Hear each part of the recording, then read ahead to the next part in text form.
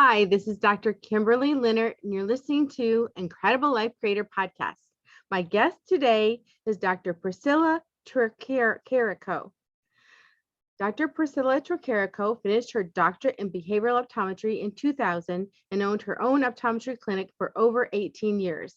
She worked with the neuroplasticity of change, but then sold her optometry practice and became a certified magnetic mind coach. Priscilla supports coaches, healers, and professional service providers collapse time to income, impact, and their true heart's desires.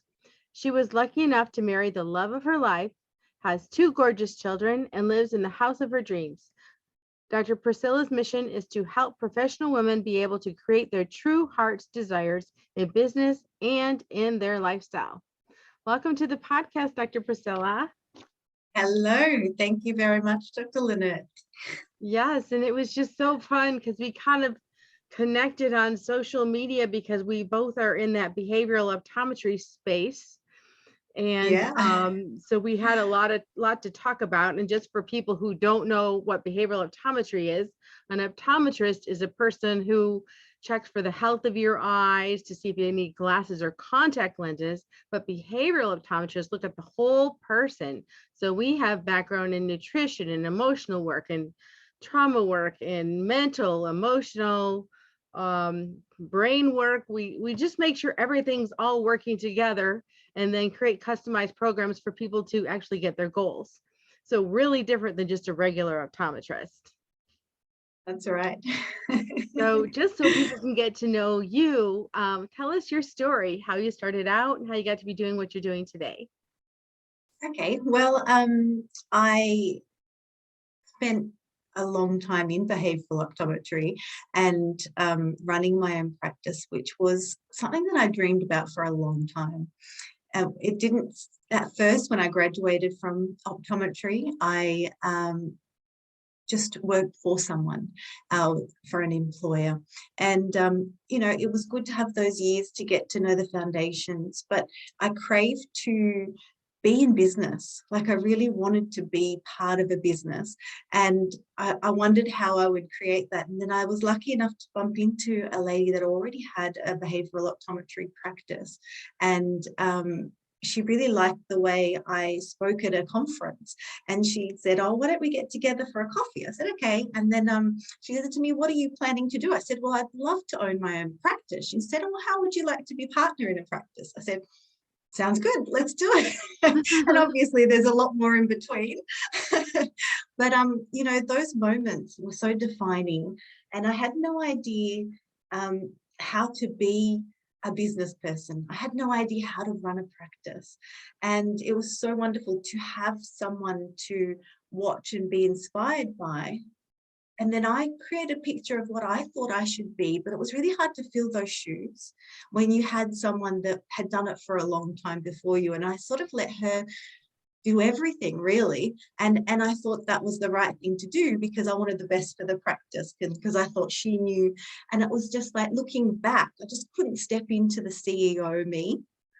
And, through the many years of that, that evolution of me stepping into that CEO of myself, I ended up owning my own practice. And now, speaking with and helping, supporting leaders who are entrepreneurs and, stepping into their leadership roles. Awesome. So talk more about that. So you had your own practice, but now you're working with leaders. So there was a change somewhere along the way. There was. There sure was. And look, in that change, I had a family as well. So I had two beautiful boys. One is now 11 and one's 9. And, running a business and having children, it was a big juggle. And I'm a bit of a perfectionist. I like to do things a certain way.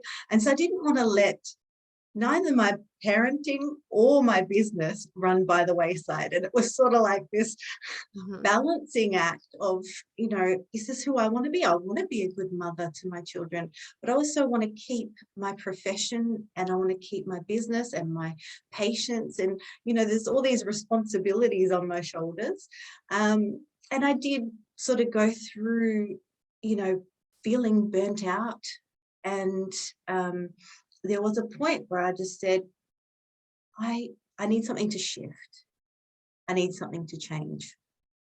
And, I did quite a lot of personal development things along the way. I've done Feldenkrais training, which is a movement therapy training.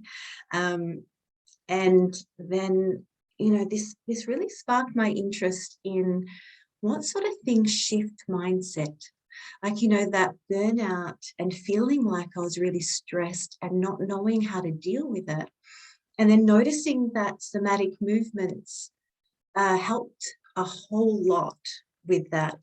These special movements helped ground my nervous system. That's sort of like this neural overload. And it was really powerful. And, with your background in behavioral optometry, that type of thing, we're just interested in neuroplasticity. We're interested in how that changes us, right? Mm-hmm. And it was just really interesting also to add to that the magnetic mind part of things. And it was just a new facet in, so it's not just science-based, because we've got a really strong neuroscience background. Mm-hmm.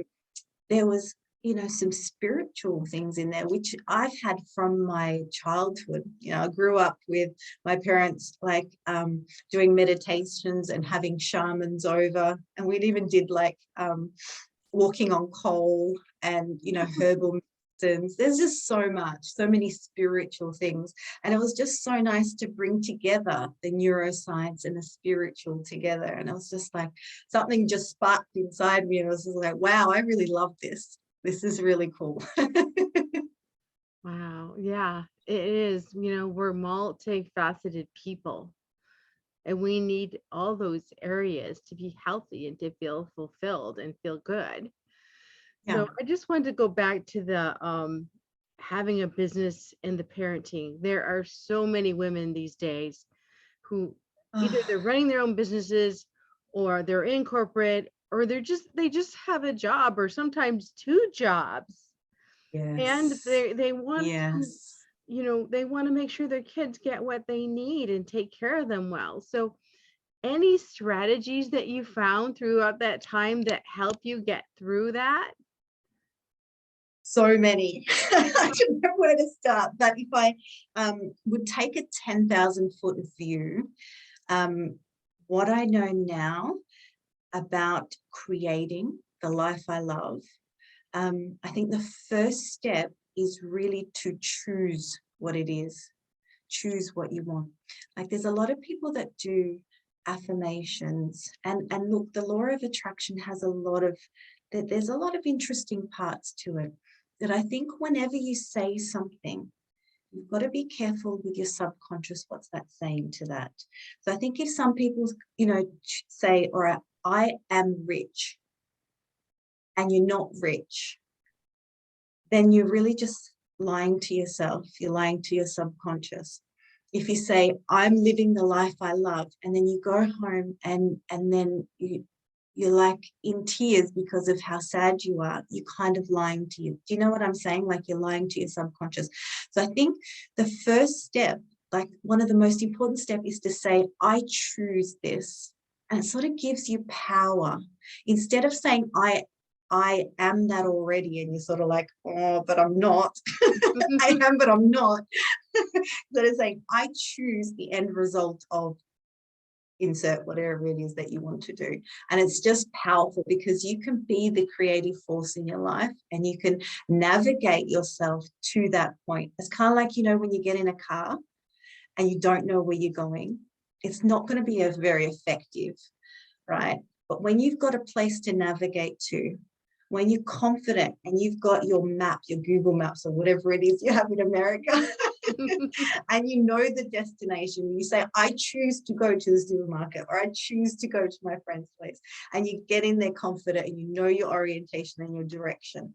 So that's probably one of the simplest steps, is to have an orientation, to choose where you're going to go. Exactly. And just so people know where you are, tell them where Oh, you yeah. where you were talking from. I'm in Georgia, in the United States, but you are. I'm in the land of kangaroos and koalas. So in Australia, Victoria, Melbourne. Okay. Okay. Yes. So, when I read your intro, you bought the house of your dreams, married the man of your dreams, and now it sounds like you're doing, like you're right on purpose with your life and Yeah. doing what you want to do. So, how did you manifest that house? How did I manifest the house? Many, many years of investing in property. So I guess that was back in my old structure of doing it hard. I still manifested it, but it was really hard work. Oh, So, okay. I've been in practice, practicing optometrist for 21 years now, and lots of saving, lots of investing in property. And my husband's actually a cabinet maker as well. And he's like he does all sorts of things. And so this is now the second property that we've just really redone everything on the inside. So brand new kitchen, brand new laundry, bathrooms, everything, flooring. So we just do that quite well. And so, yeah, I guess the thing that I've learned, and that's really important, is that hard work is beautiful. Like, don't get me wrong. It's not like it is a consistent action. And aligned action is really important, but it doesn't have to be as hard as some of the things that I've done in my life. I've learned that it doesn't have to be that hard. There are some things that can come with efficiency rather than like breaking your back. Exactly. And how did you meet your husband? Was it when you were fixing up houses? No, it wasn't anything super romantic. We were actually both out at a nightclub. Wow. You must I have had saw a him at really the good pickup line. He was cute. I saw him on the other side of the dance floor, and he could bust a move all right. And he had a nice smile, and yeah, I don't know. It started there, and he had other things that were more than just that. So What do you admire most about your husband? his humor. He always finds a way to make me laugh, which is really lovely. But he has incredible strength and persistence and love, lots of things. Yeah. Wow. That does sound like a love made in heaven. So that's awesome. I'm very lucky. I'm very grateful, honestly. Yeah, I think. And how does that work? You're now working from home as a coach, Yes, right? yes, And yes, you have the kids, and are you yes. homeschooling them? No, I was for a while. We were in lockdown in Melbourne, as you've probably heard, for quite a while. So I was homeschooling, but now they're back at school, which is lovely. I mean, it's such a relief that they're able to go back to school. Yeah, it's just huge shift in our lives. Yeah, wonderful. It's amazing the things you take for granted, like them being able to socialize with friends and to learn in a school environment, like the motivation that they get from having other kids around them versus just like his brother and myself. Yeah, it's huge. Right, exactly. Wow. So talk more about your coaching, because how did you bridge that gap from behavioral optometry to going into coaching, and what kind of things are you coaching people on? Yeah. So coaching them on their business, and mainly coaches, and on their income impact and their true heart's desires. So really bringing that out. I mean, the women that I work with are usually quite ambitious, so they're interested in being successful. And I think that just, you know, there's a bit of a stigma on women and success sometimes. And it's like, it's so nice to work with women that are just confident, they're happy to be career women, you know, like that they're empowered, that they enjoy doing something, that their soul lights on fire with their career, you know, just like yourself, you know, you get on this podcast and you just love it. Mhm. And, you know, that's so nice when you get to work with women that are enjoy a career, not just because they have to work. Yeah. Mhm. Exactly. So when you're working with them, are you giving them practical tools and strategies? Are you combining the business with spiritual things? What does that look like? Yeah, that's a great question.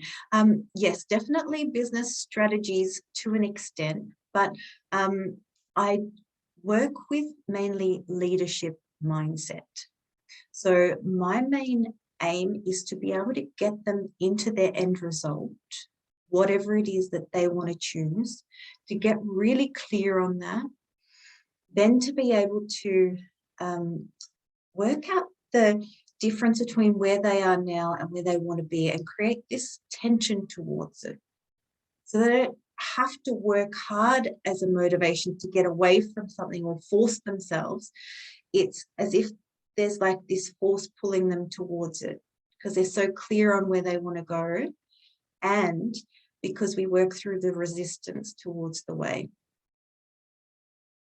And then, you know, once we work through the resistance, I make sure they take aligned action, consistent action towards what they want to achieve.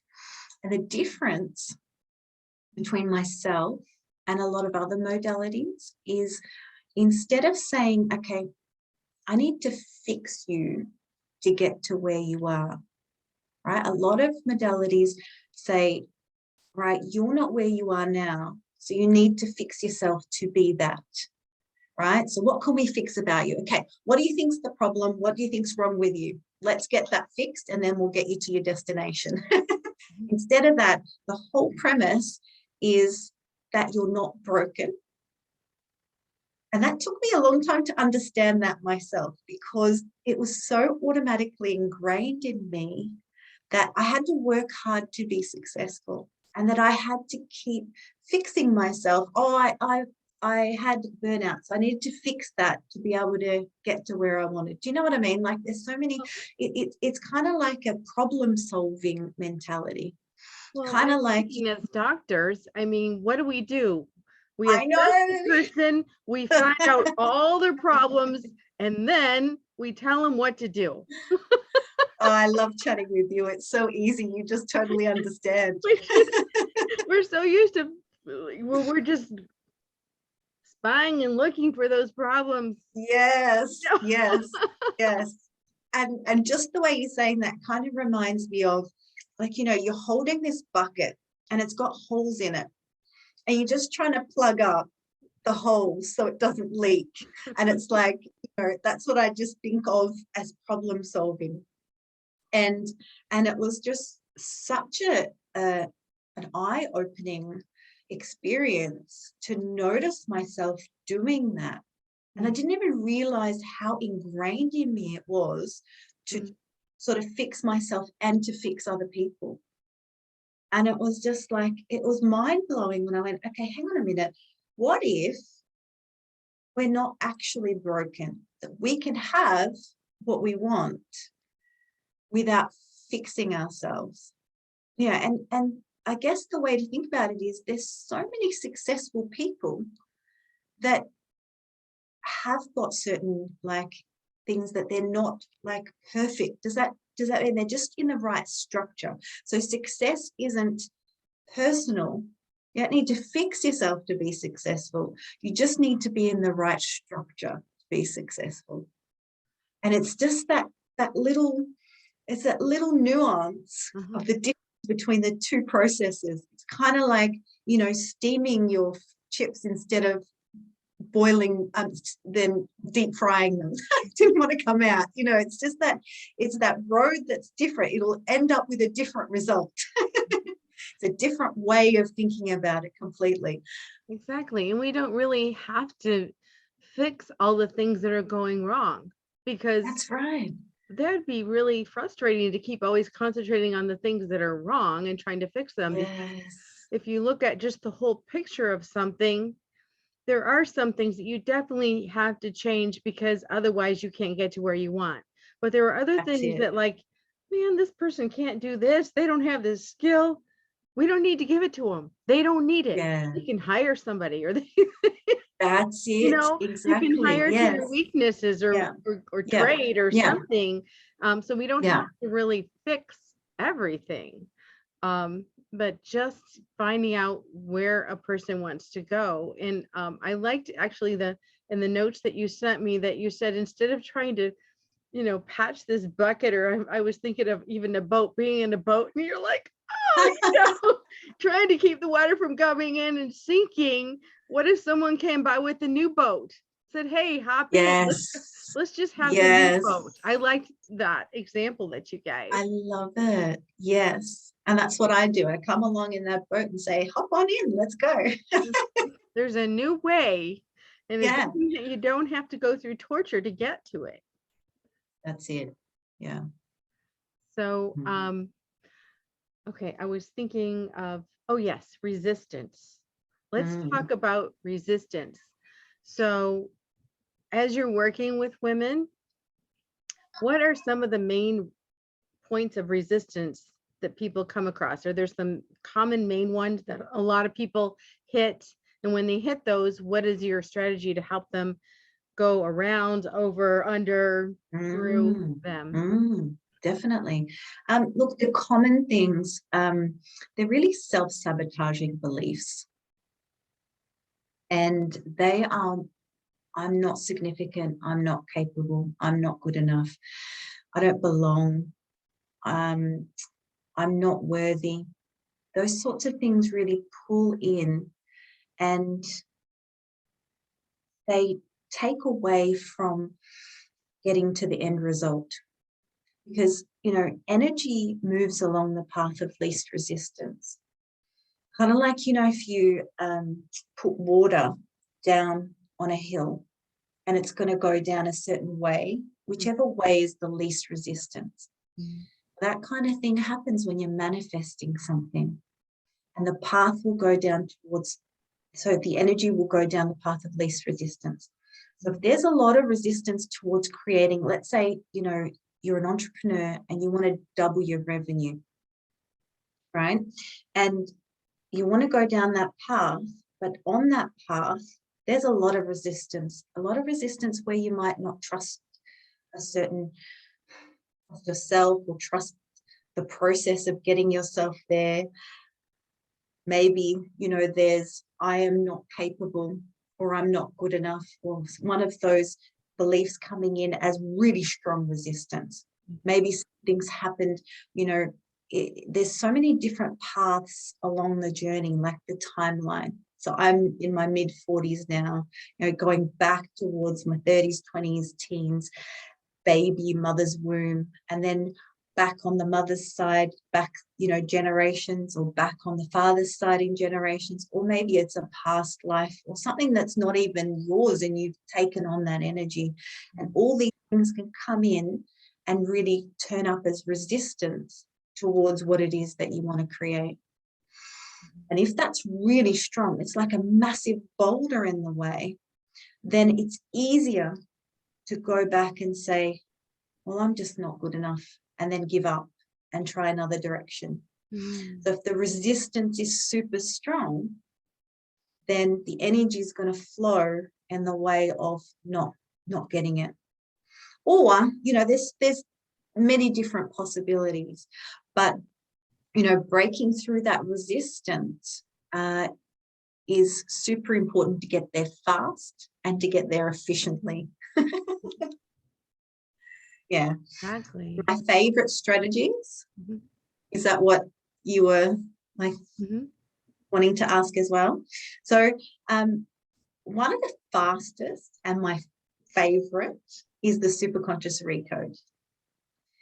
And that is like it's commands to help the person process what structure they're in and release any resistance towards creating. So we start off with that idea of creating, and then when we head towards it, we do commands to find what it is, you know, whether it's something in the timeline, whether it's an emotion or a belief, or there's so many things that become uncovered. And the thing that's popped up to me right now that's relevant to both of us is that the blind spot. Mhm. Like usually it's in people's blind spot. Like I'm in awe of what pops up in coaching sessions that people just don't realize is in the way of getting to their end result. Mhm. Yeah, it's in their blind spot, and it's so deep in their blind spot that they don't know until the light is shined on it. And then once the light shined on it, it's almost as if they're like, oh, wow, okay, we can acknowledge that and then we can let it go. Well, that's just it. If you have this whatever hanging over your head and you don't know it's there, but something's Yeah, affecting you, just knowing that, oh, that's all it is. Okay. I can go now. I that's can it. go forward after you see what it is. But whenever there's an unknown, I mean, even think about in the medical world, you know, when we don't feel good for some reason and we go to our Yes, doctor, we're kind of yes. in fear until we find out what is it. But a lot of times it's like, oh, well, you know, you just have indigestion. You know, you're fine. Go home. Yes, But we we didn't know until we do. saw the doctor. That's true. We do. We fear the unknown. That's true. Yeah, definitely. Yeah. Mm. Especially if we don't know that something's there until it just. I had a friend that he was feeling just fine, and then one day he just started feeling sick and ended up in the hospital. I mean, totally healthy soccer player, and Yeah, he just had something hereditary, and you know he had to go to the yeah. hospital and find out what it was, but we don't know until sometimes it affects Shown to us, us. and sometimes it takes Mm. going through those, you know, as we work with people, we kind of peel those layers, Yes, and a lot of times yes. everything seems, "Ah, I'm pretty good here," and you're totally unaware. Then you start Yeah, peeling, you get down to the third layer, it's like, oh, something's glaring. Oh, we have to do something with that. yeah, yeah, Yeah. yeah. And as you're working with these business women, what is the main reason they come to see you? Like, how do they find out about you and say, oh, I need what she's got?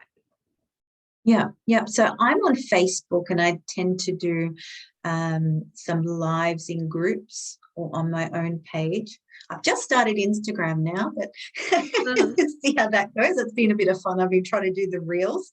Mhm. So I've actually enjoyed that. But yeah, that's where they've been finding me. Yeah, that tends to be, and you know, word of mouth if someone else has said, hmm. But I mean, what kind of problems are they coming to you with? Oh, yes. Okay. Mostly wanting to increase their revenue or their impact in their business. Mhm. Yeah. I've had one particular one that was wanting to identify their purpose a little bit more clearly. But yeah, most of the time it's the impact and revenue. So, what has been your experience working with people as far as increasing their revenue? Do you have any stories you can tell us about people you've worked with?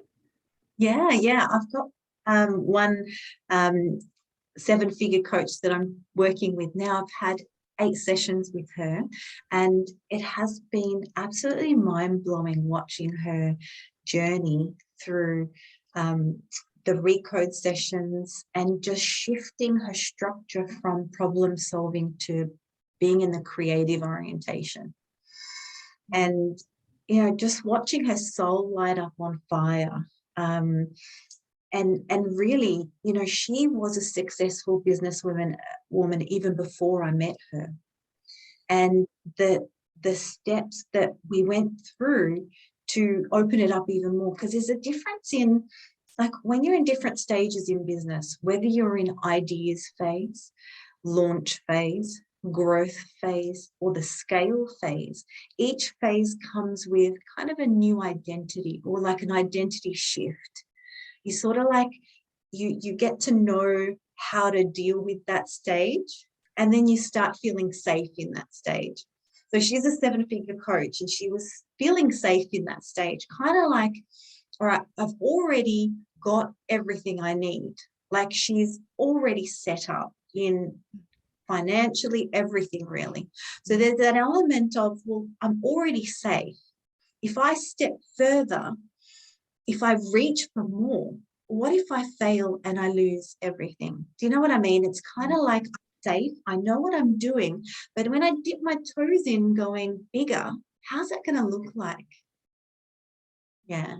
So it's fun, getting them to dip their toes in and going in a bit deeper. And, then they're swimming in it. Like, this is me now. This is the new me. And I've heard you have to have a different mindset, just looking at the amount of money. When you have one mindset to get like over 100,000, then there's another mindset to get over 1 million. There's another mindset to get several million. There's a totally different mindset to get to 1 billion. Yes. I don't know quite that one yet. Personally, yeah. I mean, I'm quite proud. I think in, my family, I'm the first generation millionaire, and it's like, I understand the mindsets to that point, but the billionaire, I don't quite understand. But I think, when you go through the phases, I totally agree. There's definitely shifts in all different ways, isn't there? And I think, it's really important to be able to, coach people through that, so that they can really open up their creativity and not get stuck down on their beliefs of whatever it may be. That, just an example, I had someone I was coaching the other day, and she was really hesitant in allowing herself to make choices related to financial things. And she just kept wanting to veer me, but I want to feel like this. I want to, I want this kind of feeling of abundance. I want this joy with my business, and da, da, da. I said, but what about the actual materialistic things? Oh no, I don't want to worry about that. I want the, the enlightenment. I said, well, as much as we are a creative spirit, that's how we came down. We chose this body, and we chose the polarity of the, world we're living in. And, money is a measurement that we use to buy things, and we need those things, and it's okay to want those things. It's okay. And it was really interesting going through the steps with her. And, I've only just started coaching her, so we still haven't gotten very far, but it's just that interesting perspective of, well, if I have that, then how can I be spiritual too? Mm-hmm. If I'm materialistic, how can I be spiritual? And it's kind of like, well, do you know what? If I was standing next to you and I was breathing in air, would I take away from the air that you're breathing in? Can we both breathe in air at the same time? Mm-hmm. Can we be spiritual and have materialistic things as well? Mm. Yeah. And talk a little bit about that. So, you're working with a lot of coaches, and I'm guessing people in the helping space. Yes. And healers, helpers. I mean, we do what we do for free for hours a day, all day long, and not expect anything in return, just because we just want to help someone. We just want to see someone doing well. We're excited to see someone do well or to be able to help in that process. But like you said, we're still in this world where we have to have income because we can't just live on love, you know.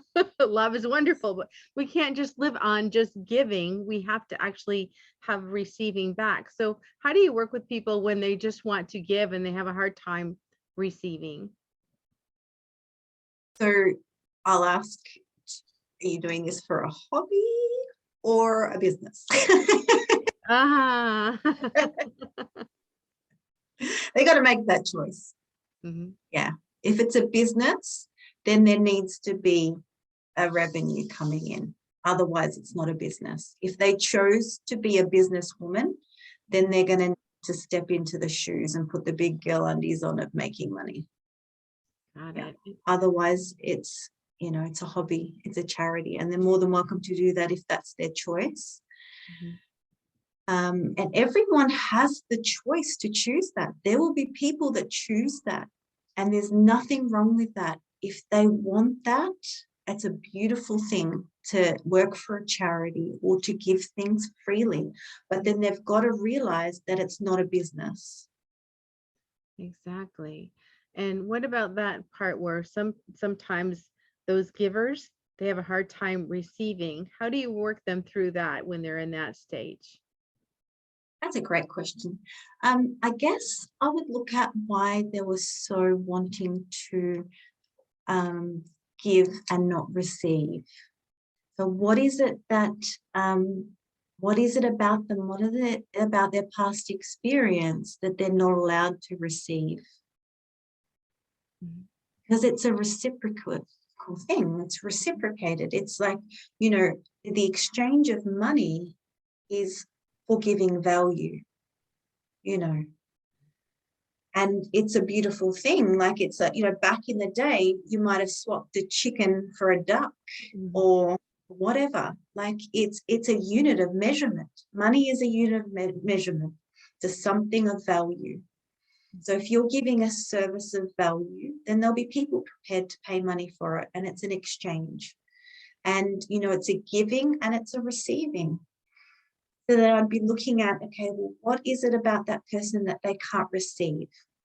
Like they give, and then by giving, they're getting something. Like what sort of neural mechanisms are happening? They're getting like this fires of dopamine from seeing the person light up, you know, and it's lovely, isn't it? Like whenever, I mean, I get a buzz when my clients do amazing things, or I see the passion in their eyes, or, you know, the transformations that they go through, and it can be addictive. You know, there is that element of, well, I just love seeing people transform. But I mean, that's just one aspect of it, isn't it? That's just a giving thing. There's also the exchange, the receiving. Yeah. I like how you separate the two. So you can have both. Oh, why not? Yeah, you can have both. So help us understand a little bit about recoding. What do you mean when you say recoding? I know, it's such an interesting thing, isn't it? It's a process. So we go through the process, and it's really, you know, it's one of those things that you need to experience and then you fully understand. Kind of like, you know, when you're having a baby and people tell you about what it's going to be like, and then nothing quite describes how it is, like all the amazingness of it. You can't ever explain to someone how beautiful, you know, that bond between their child is when they're smiling at you, or they're laughing at you, or they're interacting with you, or they say mummy or something, or daddy, or and it's like, it's an experience we go through. And I guess it's come about from quite a lot of different greats in the past, really. It's been put together from, there's been, like, in putting together the method, there's been quite a number of people involved, some like psychotherapists, some a shaman and a billionaire, and yeah, there's so many different people that have come together in putting this modality together, and it's going to be revolutionary. It's one of those things, you know, there's EFT, there's EDMR, there's hypnotherapy, there's, you know, like NLP, and these are all now really well known. Well, superconscious Recode in 10 years time will be in that class, probably even more revolutionary, because we've had people do these other techniques, come and do the Recode and be mind blown at the results. And that doesn't take away from their techniques, because every technique has its own, like, own right and beauty, right? I mean, there's not one method that's right for everyone, don't get me wrong. But it's just, it's really efficient, and that's what drew me to it. It's efficient and fast, and it's, you know, you understand a lot about neuroplasticity, Dr. Linert. So it's kind of like, have you seen one of those movies of the neurons connecting together and making new connections? When I think of the Recode, I think of that process just becoming easier, because you're breaking through the resistance of making those new connections. So it's connecting through to your higher self.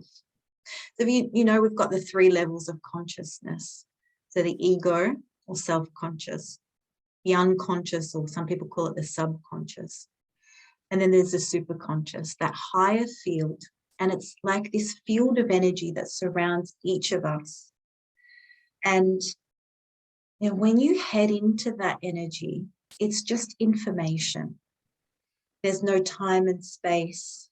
It's just really powerful. And instead of, you know, some modalities work on the subconscious level. So yeah, it's got the superconscious, subconscious, self-conscious. A lot of modalities work at the subconscious level. And as you know, the subconscious is a huge memory bank. And even though you can change and shift it, it doesn't want to change. Like it wants to stay safe. It does want to stay safe. Yeah. Yes. And so when you head on into the superconscious level, it's a lot faster, because there's not that pain that's in the subconscious field. It's kind of like a different shifting of energy. I guess the way that I usually describe it is, you know, the different states of water. So when you've got ice, it's in a solid state, and the particles are quite tightly bound, and it's really hard to change its shape unless you sort of like smash it. And, and then you've got your next level, which is water, in its fluid state, liquid state. And it's like the particles are less tightly bound. You can change its shape by putting it in a different container. And then you've got the upper level, the gas. The particles are not very tightly bound at all, and they're freely movable. And when you shift things at the level when they're freely movable, it's a lot easier and faster. And then you bring it back down again. I mean, you always have to bring it back down again, because at the end of the day, we're in this physical body, this container. And so, you know, we can shift through those different stages. But when we make changes to our resistance, it's the fastest when we do it at that superconscious level. Wow. So when people go in and they make these changes, what are some of the things you see them doing differently? They just shift their energy towards taking action. Yeah, it's just a lot easier to take action towards it. Easier. Yeah. Because, you know, people will still take action if they have resistance. It's just a lot harder, a lot more work. Like you're making yourself. That's it. Yes. And I love exercise. Yes. Days when it's like, I just don't want to get up, but I make myself go to the gym. Yes. And you know, when you're trying to get away from something, then the motivation is getting away from it, right? And so, like, you know, let's say you were trying to lose weight and you wanted to exercise, and you're trying to get away from a certain weight of the body. So there's motivation, motivation, motivation. Start losing weight, start losing weight. Then once you've lost a certain amount of weight, there's no motivation anymore because you've lost that certain amount of weight, and then it starts heading back. And like that's why there's a lot of that sort of yo-yoing going on. And that kind of thing happens when people are trying to increase their revenue or trying to increase their impact. And it ends up being, we call it kind of like a pendulum. It's an oscillating structure because people get to a certain point and they're motivated by getting away from something. Once you get away from something far enough, there's not enough motivation to keep going to the end result. And so you go like this. I'm motivated. This really sucks. I want to get away from it. Okay, I feel better now. And you go back. Oh man, I'm back again. I can get motivated. I'm really going to go. So what's that structure? It's an oscillating structure. Yeah. And so when you shift into a flowing structure rather than an oscillating structure, you're not getting away from something. You're going towards something. So it's that mindset that we're talking about, that problem solving versus creating mindset. And it seems simple and it seems obvious. It's, oh yeah, I can do that. No worries. But when you break it down and actually sort of notice yourself day to day when you're trying to create something, and notice yourself and how you actually, the mindset that you step into it, it's powerful. So when you were talking about that, it's really easy to see what you're trying to get away from. I mean, yes, we're in it. If you're overweight, you look at the scale and go, I'm in it. And I can see it, and I can see when I'm far away from it. But when you're thinking about something in the future that's new, that you haven't experienced yet, sometimes it seems really far away or almost unreal. So how do we change our mindset to make it not feel so far away? I always notice if I'm going to a new place in the car and I'm having to watch the directions, it seems like forever to get there. But on the way home, I just zip home. And I'm like, I thought it took so long to get here. And I did the same thing. So how do we change that mindset so it doesn't seem so far or so improbable? Yes, definitely. And I think, it's really important to have, there's 12 steps in place to really go through and tick off all the different bits of resistance that can get in the way of blocking you from getting clarity on that end result, feeling one with that end result, really like stepping into that end result, and it can feel like it's so foreign, can't it? And I mean, look, one of the powerful things that you know very well is, techniques on being able to visualize it. But,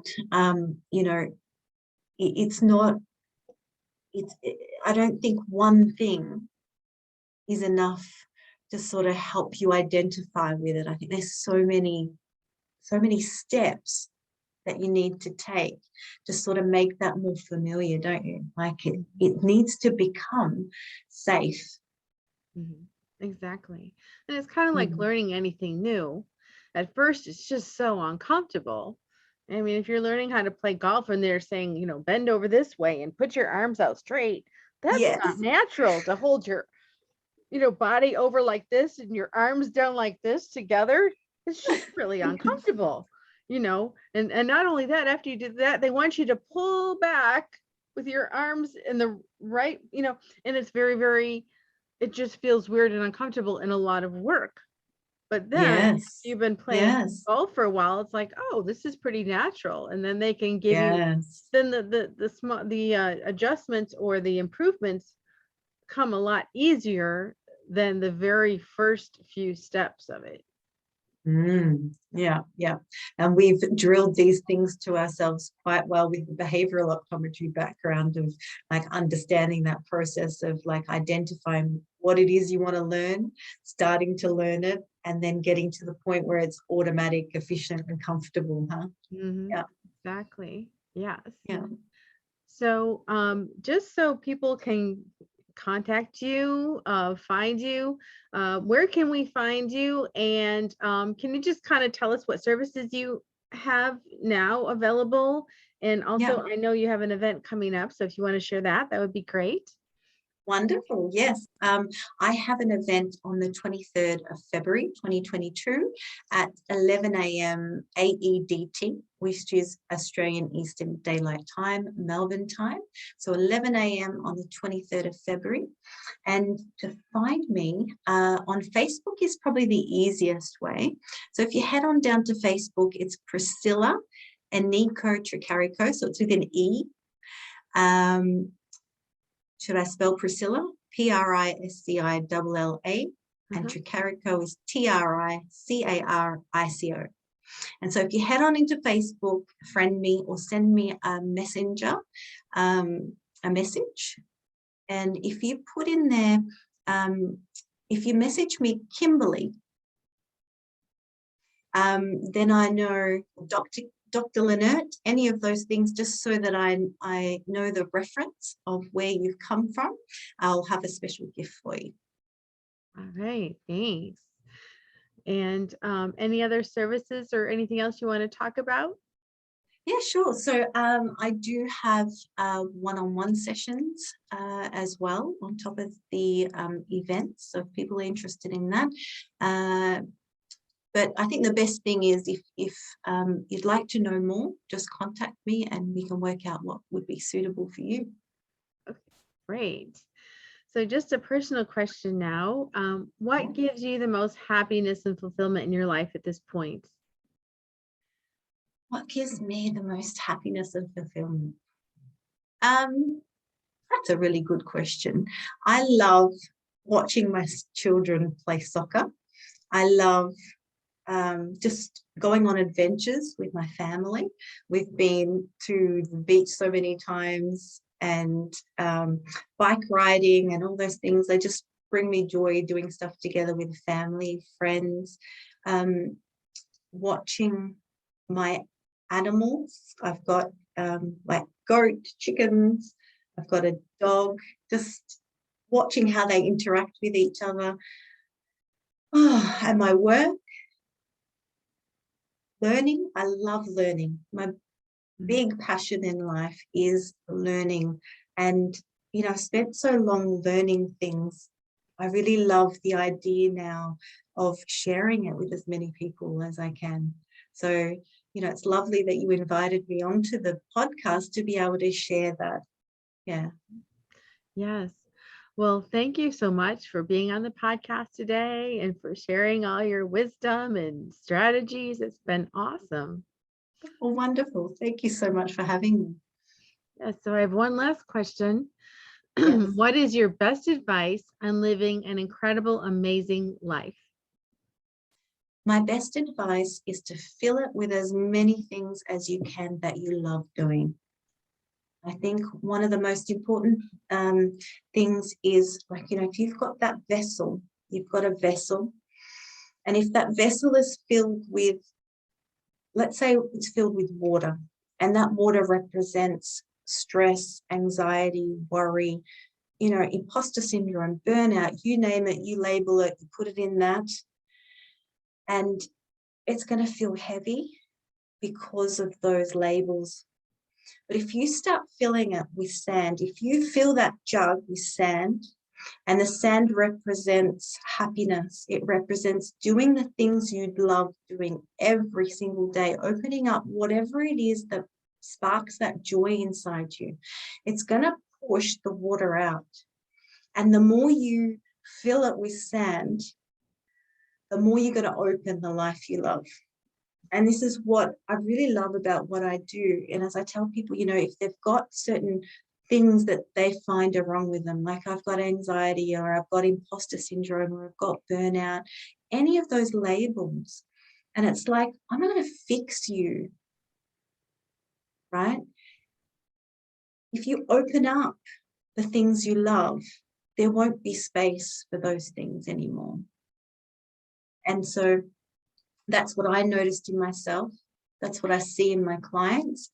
And so, if we're just going to do like a quick something, that would be my quick something of advice. All right. Well, that is great advice. Thank you so much, Dr. Priscilla. It's a pleasure. Thank you. We'll talk to you again soon. Thank you.